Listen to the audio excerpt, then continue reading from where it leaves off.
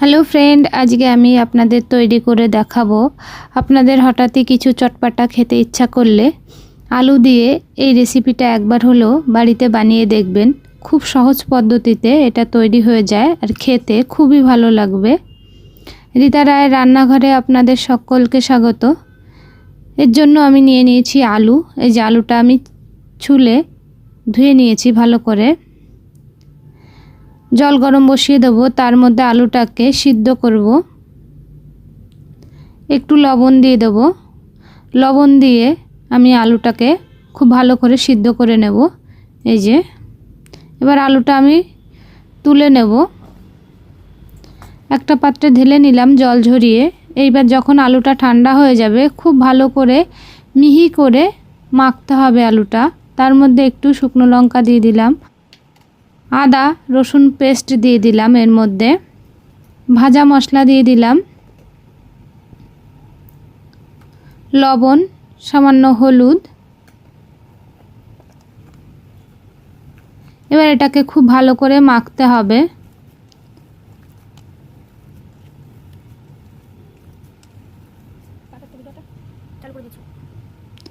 এর মধ্যে আমি একটু অ্যারারুট দিয়ে দিলাম।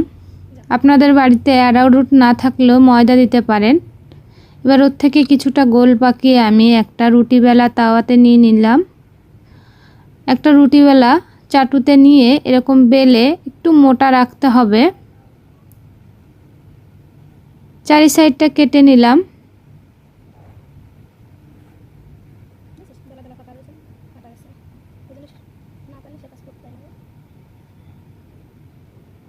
আপনারা যে কোনো শেপ দিতে পারেন, যে যেমন শেপ পারবেন সে সেরকম দেবেন। আমি এখানে দেখুন কিভাবে কেটে নিয়েছি।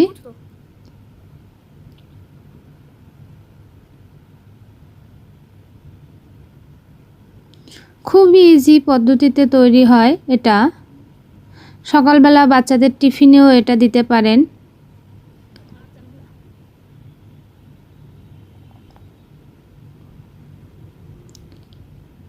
খুবই সহজ আর খেতে খুবই ভালো লাগে এটা।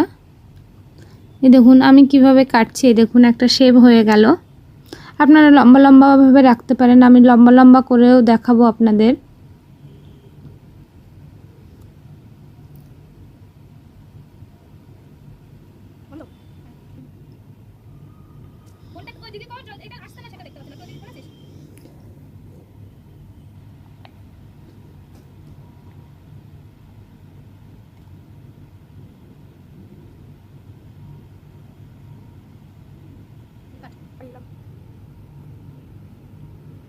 এবার আমি লম্বা করে কেটে দেখাচ্ছি আপনাদের। দেখুন কতটা মোটা রেখেছি আমি।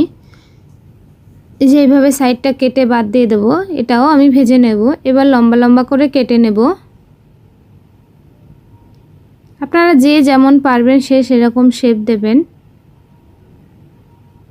চৌকো চৌকো করে নিতে পারেন, ত্রিভুজ, যে যেমন পারেন সেরকমই শেপটা দিয়ে নেবেন। এই দেখুন আমি সমস্তগুলো কেটে নিয়েছি, একটা থালায় তুলে নিয়েছি। আগে সবগুলো কেটে নেবেন, তারপরে তেল গরম করে ভাজতে যাবেন, তাহলে সুবিধা হবে। কড়াইতে তেল গরম হয়ে গেছে। এবার এর মধ্যে আমি এক এক করে এগুলোকে ছেড়ে দেব।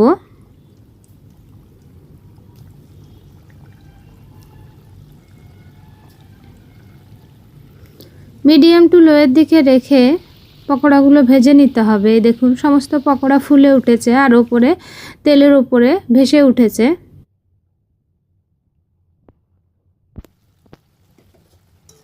একটু লাল লাল করে ভেজে নেব, তাহলে মুচমুচে হবে। এবার আমি লম্বাগুলো দিয়ে দিলাম, এগুলোও ভেজে নেব। বাচ্চাদের টিফিনে দিলে তো কথাই হবে না, ওরা খুব মজা করে খেয়ে নেবে। আপনারা একবার হলেও বাড়িতে এই রেসিপিটা ট্রাই করবেন। ট্রাই করে দেখবেন কেমন লাগে। এই দেখুন আপনাদের ভেঙে দেখালাম কত সুন্দর হয়েছে। এই যে আমি ত্রিভুজ আকারের যেটা, সেটাকেও আমি ভেঙে দেখালাম। সসের সঙ্গে খেয়ে দেখবেন, খুবই ভালো লাগে। এই রান্নাটা যদি ভালো লেগে থাকে আমার চ্যানেলটি সাবস্ক্রাইব করবেন, লাইক করবেন, কমেন্ট করবেন রান্নাটা দেখার জন্য আপনাদের সকলকে রইল অসংখ্য ধন্যবাদ।